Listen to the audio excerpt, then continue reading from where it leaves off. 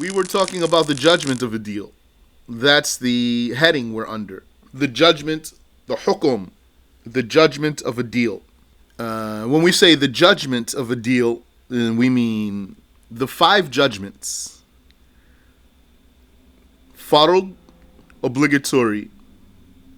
Haram, forbidden. Sunnah, recommended. Makruh, avoided. Mubah, indifferent. So we saw examples of all of those. Yani, we saw examples of deals that fall under all of these categories. Although we didn't mention any particular deal that's mubah, the indifferent one, we didn't list any cases there because I didn't have anything to list. From the information that I had, I didn't have a documentation so that I'll put it there where it says, according to any of my sources, that said, this deal is mubah. So I had documentations that are saying this deal is sahih, valid. This deal is batil, invalid. This deal is wajib, obligatory. This deal is haram, forbidden, but sahih, but valid, for example. This deal is makruh, avoided, etc. And I didn't have anything that said this deal is mubah, indifferent. So I didn't have an example to put there. So if you're looking at the file, you'll see there it says valid, invalid, obligatory, recommended, disliked, which means avoided, forbidden, and then number 5, permitted, and there's no example there because I didn't have one. So, and to remind you, there's 5 judgments, and we said some scholars said 7 judgments. What are the other 2 that they added? Valid and invalid. Sahih and batil. But what's correct is that there's only 5 judgments because valid and invalid both go back to the original 5. Now, there's still a few more judgments we want to investigate in deals before we move on to the next subject. For example, a deal's fulfillment, its finality, its being final and done and concluded, might be immediately fulfilled. Yani, the point of the deal is met. The goal of the deal is met. Like a sale. Yani, if I buy something from you, it becomes mine, and what's mine becomes yours. And that's done now. Yeah, there are rules where you could cancel the sale, possibly, yes. We'll come to that, inshallah. How to cancel your sale. What are the cases where you can cancel? That's coming bi'ithnillahi ta'ala. But without looking at those details there, the sale in and of itself, it's done. It's immediate. Whatever you bought becomes yours right there on the spot. And whatever you sold stops being yours. Yani, whatever you gave in exchange for what you took stops being yours and becomes the other one's immediately.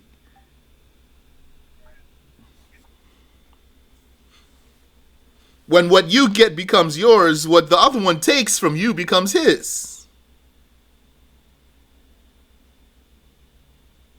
And remind you, what's the sale? What's the contract? It's the words, not the exchange. The words is enough to make the contract valid, not the exchange. Even for the sale or the rental. Think about it like a marriage. If the marriage contract is done, so a man says, I give fulana in marriage to you for such and such dowry. Even without mentioning the dowry though, but. And then the other one says in the presence of the witnesses, I accept. So what happens? She's his wife now. Does that mean now they have to go and consummate their marriage right away so they will be valid? No, that's what some people think too. No, they don't have to. Even if they never consummated their marriage, they're still married. It's done now. It's the contract is done. Just by the words is the point I'm making. Just by the words, the contract is done. When you say to someone, I sell this to you for such and such, and he says, I accept. It's it. Your contract's done now. So whatever you sold to him is his, even if he didn't take it yet. And he owes you if he didn't pay you yet. So the fulfillment of a deal might be immediate, like a sale, including the advanced payment sale. The advanced payment sale, how's that? Because, the salaf sale should be now very easy for you to understand. You should be used to that now. The salam sale, I looked up that when I was looking for words and translating. Salam sale, salaf sale. I found in my research that this was coined an Islamic deal. An Islamic deal. So I found that interesting. That I don't remember where I looked that said that. That means, according to that, it's from Muslims. The Muslims didn't take that from somewhere else. Which is true. All of this knowledge is from the Prophet sallallahu alaihi wasallam. What's this salam sale, advanced payment sale?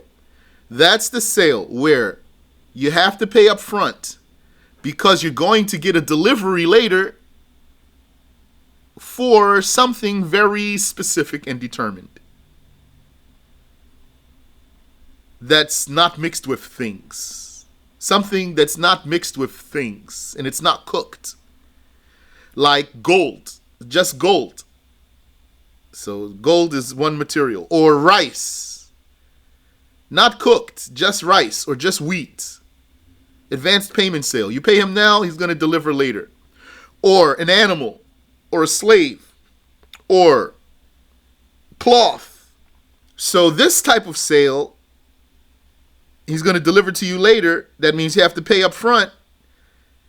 So when we say this is fulfilled immediately, that means then that what you pay him up front becomes his. That's not a deposit for him to use to fill your order. That advanced payment is not a deposit for him to fill your order. That's you paying him. He's a seller. Don't you pay someone who sells something so that he could give you what you paid for? Yes, that's just your regular payment right there. It's his. And he might not have any idea where he's going to get your product from or how. It's still valid, and the money you gave him is his now to do with it what he wants to do, not to fill your order in particular.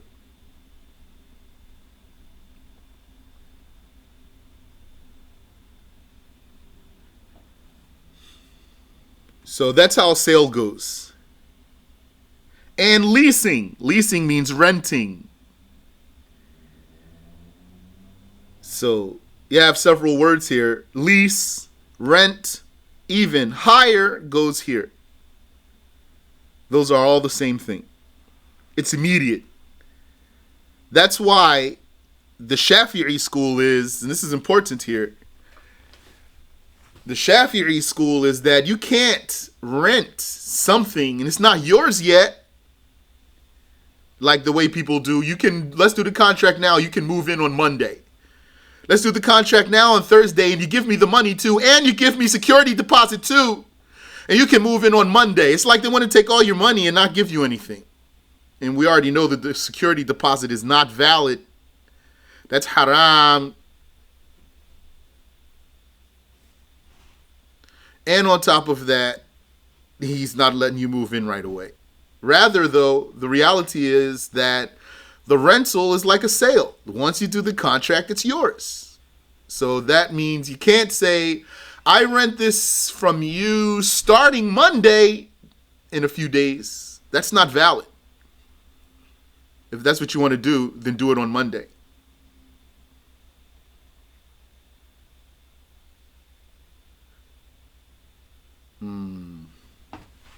But the Hanafi said you can do that with a kafir in the kafir land. So you might need that. You can't do it with a Muslim though. Not talking about security deposit, we're talking about the gap between the contract and the starting date of the lease. The lease is really supposed to start with the contract, not later.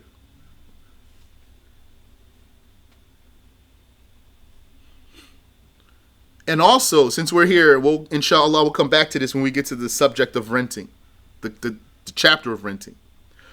Also, now we're talking about renting ahead of time, paying ahead of time for what you rent. So, can you pay ahead of time for what you rent? How does that go? How can you pay ahead of time for what you rent? Like, let's say your rent is due the first of the month. And let's say,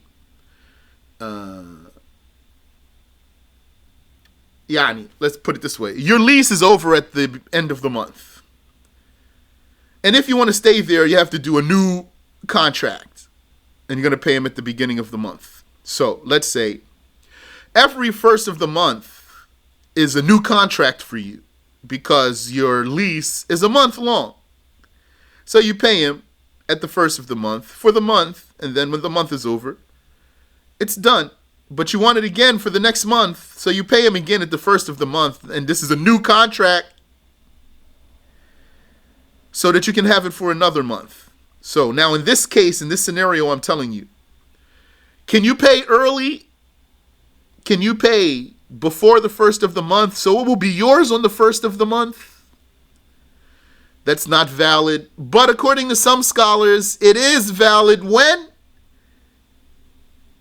when your previous contract is connected right to it, like what I described to you.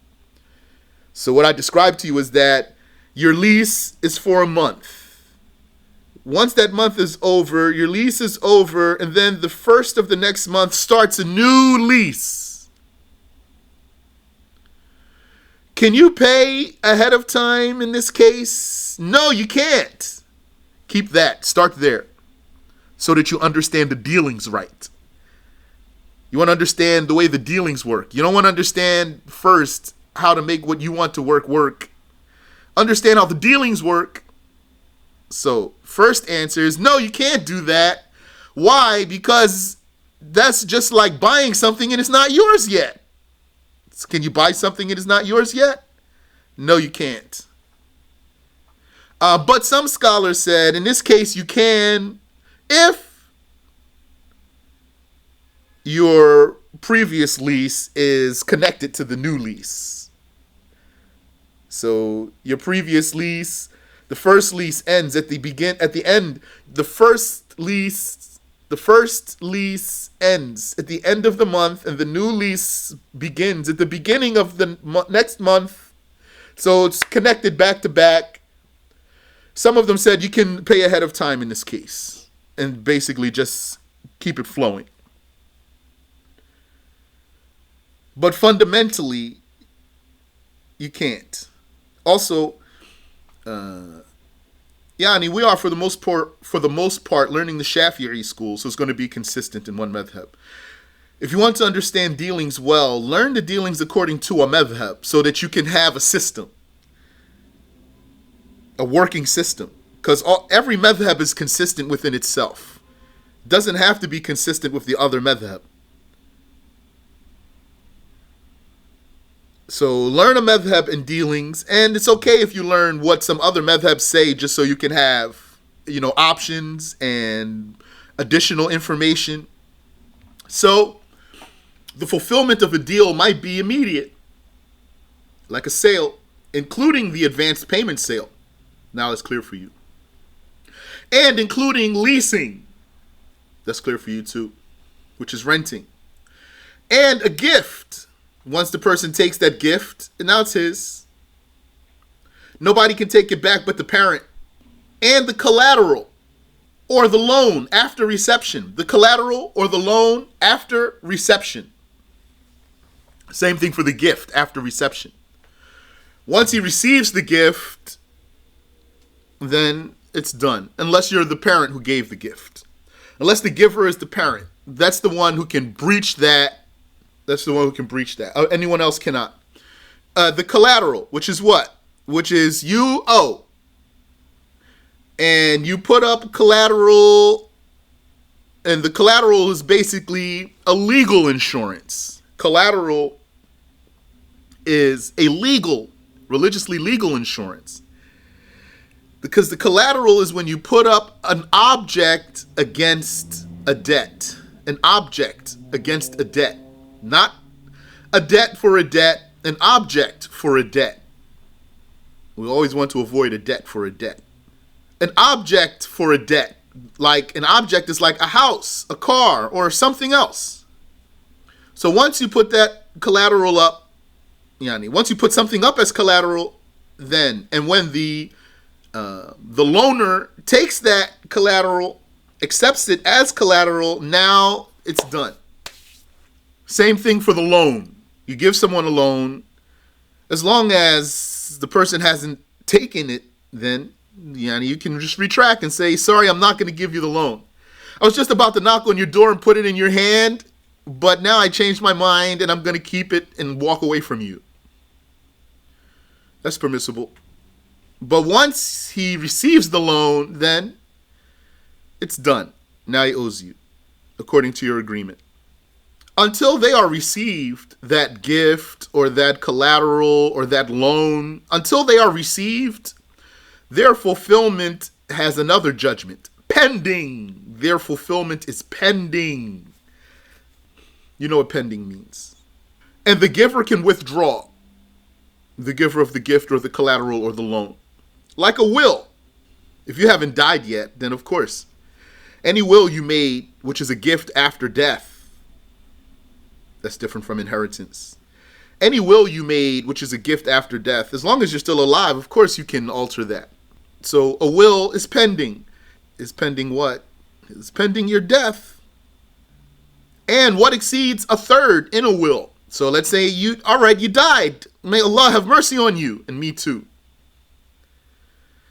And you left a will. So now you're dead and you left a will. So if you don't have any debts or anything that need to be paid before a will, then it's not pending. But anything more than 1/3 of your estate in that will, anything more than 1/3 of your estate in that will is pending. If you want another word for pending to help you, you can say depending or waiting. It's waiting or it's depending. We're going to say it's pending. What? What does it depend on? It depends on the heirs accepting. It depends on the heirs approving what exceeds the third. If the heirs accept for what exceeds a third of the estate in the will to be approved, then it will be approved. If not, then only the third will be approved, and then everything else goes to the heirs. What's more than a third infringes on the right of the heirs, goes into the heirs' territory. That's why there's an issue there, because of a hadith. When one of the companions was very sick, he thought he was dying, and he said to the Prophet ﷺ, can I give all of my money in charity? Can I give away all of my money? The Prophet said ﷺ, no. He said, a half of it? The Prophet ﷺ said, no. He said, a third of it? The Prophet ﷺ said, a third. And a third is a lot. It's better for you to leave that money for your family than to leave them asking. That's the meaning of the hadith. So that's pending that whatever exceeds a third. Now you know what it means to exceed a third in a will. A third of what? 1/3 of 100% of your estate. You have an estate. Whatever that's worth, you can't leave more than a third of it to someone in your will. And what's the will again? It's a gift after death. not inheritance. Will, wasiyah, and irth, inheritance, are two different things in our religion. The irth, inheritance, its percentages are specified by the Lord of the worlds. You don't have any choice about what your daughter gets, what your son gets, what your parent gets, what your child gets, what your spouse gets. You have no choice here. Because they are heirs. But what about just someone you want to leave a gift for after death? A friend or someone else or an association of Islamic charitable projects or like that. Then you're going to leave a will. That's a gift after death, not for an heir. So, whatever exceeds a third in a will is what? Is pending. It depends on the heirs approving it. Or a will for an heir altogether. If you did by chance leave a will for an heir, that's pending also. Depending on what? On the same thing. On the other heirs approving. If the other heirs don't approve for this heir to get a will, then if they don't approve, then it won't go through. What else is pending? A slave's freedom if it were made contingent upon the death of his master. That slave is called mudabbar. That's the slave that his master said to him, when I die, you are free. Now, that condition, his master cannot break it without transferring the ownership of that slave altogether. As long as that slave stays his slave, he can't break that condition. Just like, freeing a slave is like divorcing a wife. It's similar. But a wife is not a slave. But there's a bond, there's a link now between, just like there's a link between husband and wife, there comes a link between master and slave, whether the master is a man or a woman. Master could be a woman and the slave might be a man. Doesn't matter here. So, when the master says to that slave, when I die, you are free. This condition is unbreakable without transferring that slave's ownership altogether. Meaning, if you had such a slave, or if you had a slave and then you made such a condition, and then you sold that slave, or gave that slave away as a gift, then the condition is broken. When you die, he's still going to be a slave because it's not your slave anymore anyway. And by the way, who else becomes free by the master's death? Anyone know? Who else becomes free by the death of the master? Al-Walad, al-Walad, the mother of the child. That's the slave woman who gave birth to her master's baby. Not her husband's baby, her master's baby. She gave birth to her master's baby. Now she's called Walad. You can't sell her. You can't get her out of your ownership. And when you die, she's free. She becomes a frozen asset. You still own her even though she gave birth for you. But you can't get her out of your ownership.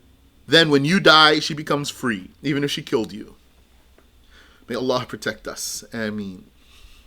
And then there's something else that is pending. Then there's another thing that's pending. The dowry of the type of woman called mufawwidah. Al-mufawwidah.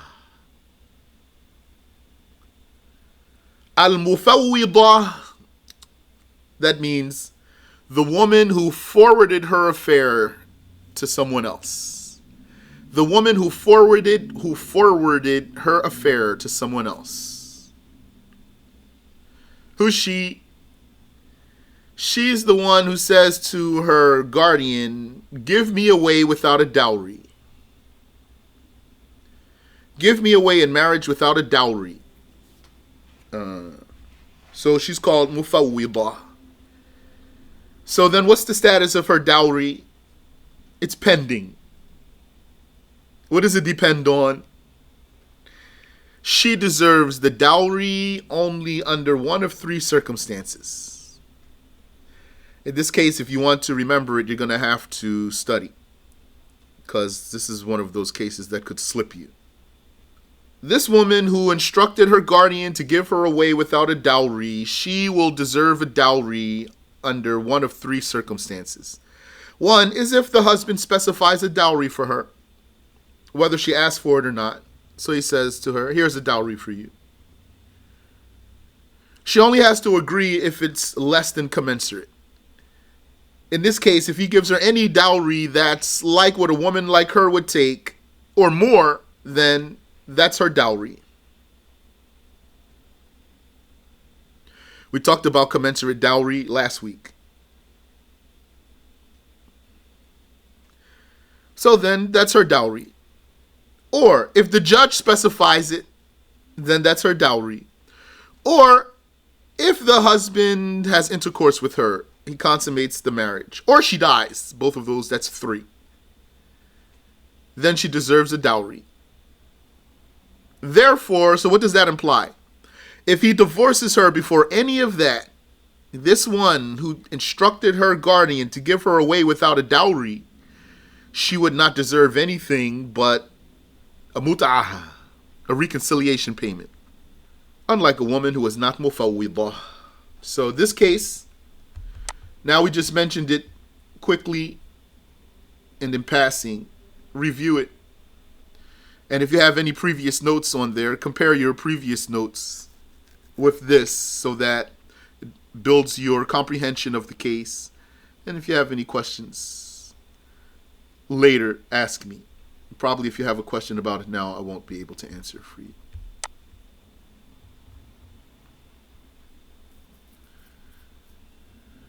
So now here we are talking about some deals that are valid and final, meaning done, concluded, operational, in effect, if you want. They're in effect. And we said one of those is a marriage. Once you do the contract, now the marriage is in effect. You're married. You do the sale, even if you don't exchange, the sale is in effect. If the marriage is not breached from the side of a woman who is not mufawwidah, like by apostasy, she deserves half of the dowry. The consummated marriage broken by apostasy is suspended. There should be a new line here. Actually, yeah, that's a new line there. And this goes up to the previous line. Okay. So, let me read that again. Therefore, if he divorces her before any of those three things, she does not deserve anything but a reconciliation payment, a payment for being divorced, the mut'ah. Unlike a woman who is not mufawwidah, if the marriage is not breached from the side of a woman who is not mufawwidah, like by apostasy, then she deserves half of the dowry. The consummated marriage broken by apostasies, now this is a new case. The consummated marriage broken by apostasy is what? Is suspended. We learned that in obligatory knowledge. Both its validity and invalidity are pending. We don't know.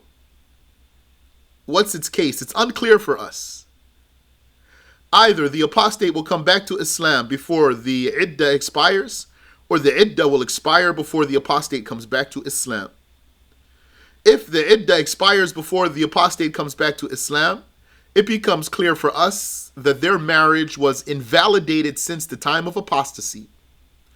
If the apostate comes back to Islam before the iddah expires, then it becomes clear for us that their marriage remained valid since the time of the apostasy. And in the meantime, their marriage is mawquf, suspended. That's the Shafi'i school. For a consummated marriage. If it's not consummated, then apostasy will completely abolish this marriage. Like in the Hanafi school, according to Abu Hanifa, the marriage is invalidated absolutely with no detail. If you were married and you committed apostasy, your marriage is done, according to Abu Hanifa, and your wudu, and your ghusl. They're all done in Hanafi school.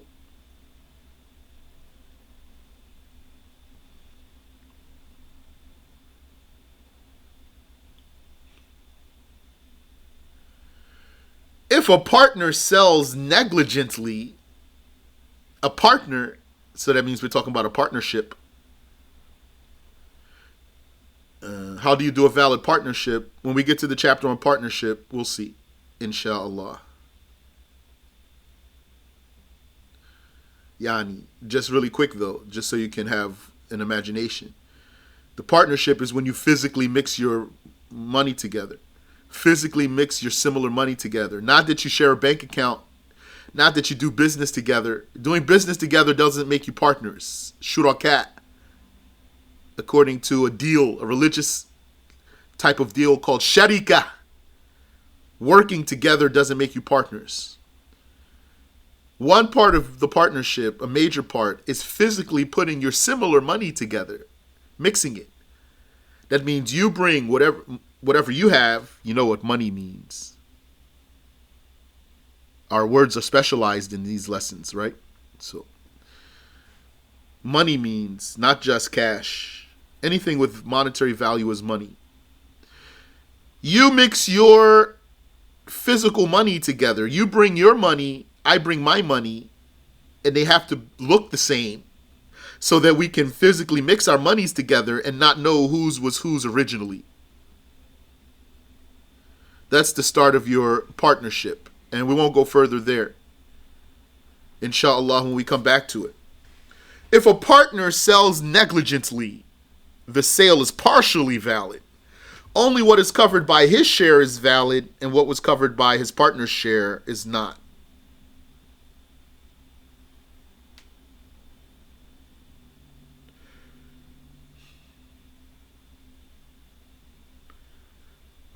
When the rental or hiring is invalid, you rented something or hired someone in an invalid way, then what's due? Can you just say, oh, this whole contract was invalid. Sorry, fella, that you broke such a sweat and all that work you did, all that hard work you did. But looks like I'm not going to pay you a single penny because it wasn't a valid rental or hiring. No, that's not the case. It's invalidity. The invalidity of renting or hiring does not absolve you from any payment whatsoever. You still have to pay something because the other side did not do whatever they did for free. So you're going to have to give them something. You got something out of them in this invalid deal, and they did not do anything with you for free. So you're going to have to give them something. And what's that? You have to give them a commensurate payment. A commensurate rate. That means whatever it was worth. Not what you agreed to because your agreement was invalid. Rather, whatever it was worth. So, for example, let's say you had a house. This house, it's worth staying in this house, let's say, to pay $100 a month. Staying in this house is worth $100 a month, let's say. That's its worth. But you did a contract for the person to stay in that house for $400 per month.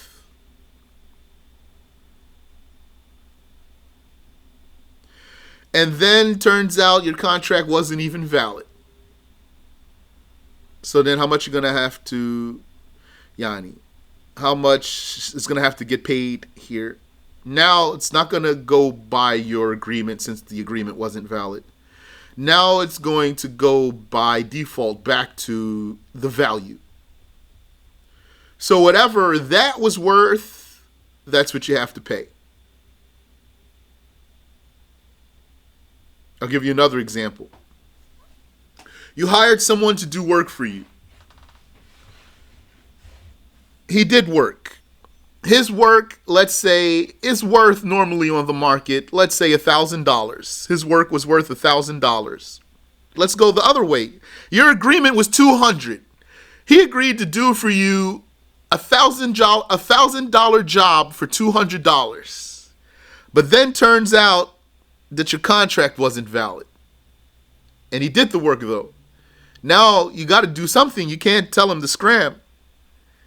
So what you got to do, you have to pay him what his work is worth. Which in our example here is $1,000 despite your agreement to what was lower. So the rule is, when a rental or hiring is invalid, a commensurate rate is due. And just like we said last week, when a dowry is unnamed, she deserves a commensurate dowry. What a woman like her takes is a dowry. We already explained that last time.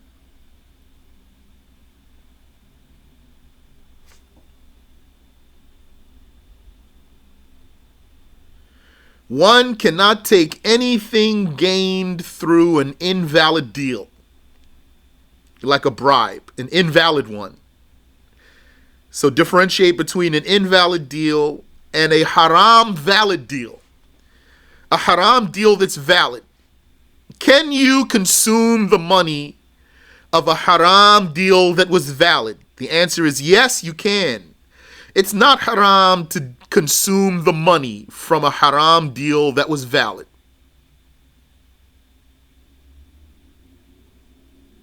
Because it was valid. What's the point of saying it's valid if you can't consume it? But doing it was haram. You got the sin for engaging in that deal, but the money that you got out of it is lawful for you.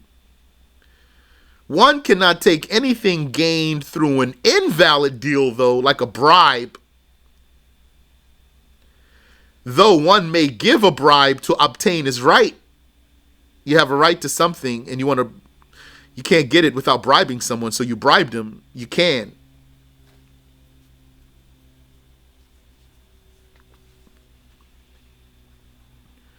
And the items must be returned to their owners. The items of this invalid deal. Including squandered zakah. Any zakah that wasn't paid properly, it needs to be restored back to its original state. Back to whoever paid it. So that he can pay his zakah properly.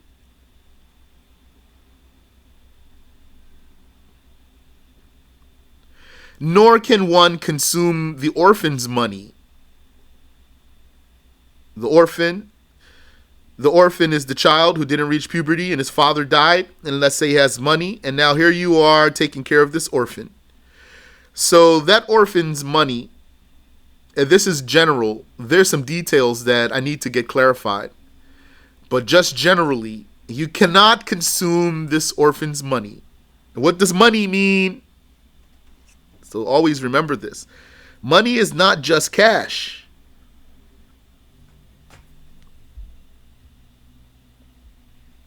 The money is anything that has monetary value. Remember, money is two types. Bullion and merchandise. Bullion is gold or silver, and merchandise is anything else, like real estate, clothing, slaves, animals. All of that is money. You cannot consume the orphan's money, so don't wear the orphan's clothing. Don't clothe your children with the orphan's clothing. Don't let your children sit in the orphan's chair and things like that. Don't consume the money of the orphan. Again, there's some details I need to get clarified there. But so what I'm telling you is general. if you are taking care of an orphan's money, and this is true of any child's money, really, your own child's money, you're not going to take your child's money and then buy food for yourself. Say, oh, I'm out. Let me buy a cheeseburger since I'm out here with my child's debit card from my child's account. You can't do that. It's not your money. Subhanallah. I knew a sister. She said her father was wealthy. She said when her father died, her mother kept all the money. She said when her father died, her mother kept all the money. And the relatives are like, where's the inheritance? She said, even we, the children. She said, we were the children. We didn't get any of his money. Her mother kept all of it. She said, I saw my mother putting money in trash bags and burying it. And she used to describe her mother as a very horrible person too. And what would be the case of someone who does like that? Can't you see that this person then is going to be in a bad situation religiously? Subhanallah. So one cannot consume the orphan's money or misappropriate the inalienable dedications. Yani, the waqfs, the dedications. You can't misuse them. You can't use them in a way other than how they were determined, the condition determined for them by the dedicator. We talked about that before.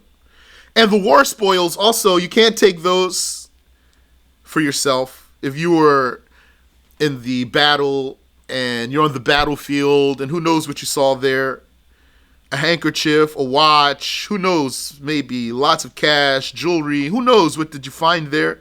You can't take any of that.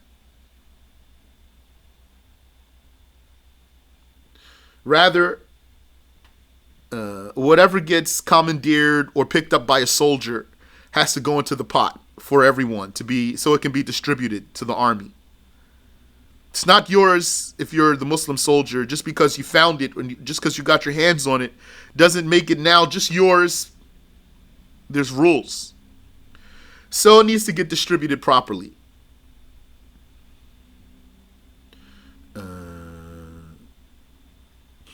Interesting thing. So, according to Muslim law, if the Muslims fought a war and then they won, then that means that's a big payday for all the soldiers, right? Yeah, that's great, Yani. You put your life on the line. Who's more deserving to get that payday than the people who went and put their lives on the line? What do they do these days? They send the kuffar, they send their soldiers to go fight, put their lives on the line. They bring them back home, and what do they give them after they win too? Some of them wind up homeless, Yani. They don't give them any. Maybe they'll give them a medal. I don't know. Maybe if they get a bonus. I don't know. I never heard about it. Who gets all those spoils? Whoever was safe home back in Washington, never had to break a sweat, never had to go through training, never traveled, never put his life on the line. He's the one who's now getting rich. Subhanallah wa bihamdi. But that's how a lot of those companions got rich then, because they fought in battles. And then, Yani, they were still getting paid. Like, later they'll be chilling, and then somebody comes like, hey, I got 10,000 dinars for you. Where'd those 10,000 dinars come from? He's still getting residuals, basically. They were getting residuals from the wars that they fought. Still coming in. That's fine, good money.